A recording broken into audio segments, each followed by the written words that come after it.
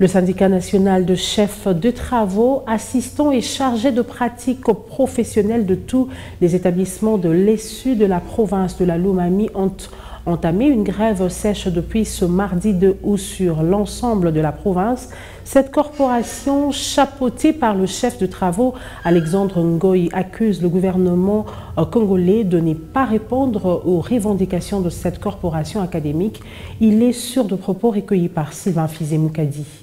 Nous avons décidé de relancer la grève parce qu'on l'avait suspendue depuis les conclusions des travaux qui s'étaient tenus à Kinshasa au mois de février. Et en mars et avril, on avait signé une série d'accords. Il y avait un accord qui était signé à l'immeuble intelligent et un autre accord qui avait clôturé les pourparlers au niveau de Bibois.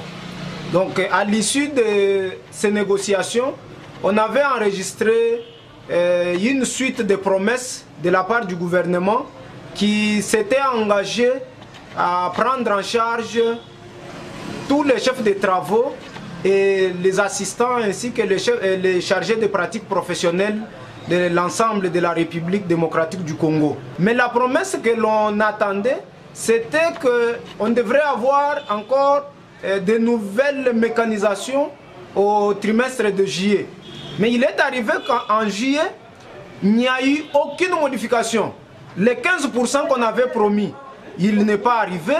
La mécanisation de nouveaux chefs de travaux et assistants et chargés de pratiques professionnelles, ce n'est pas arrivé.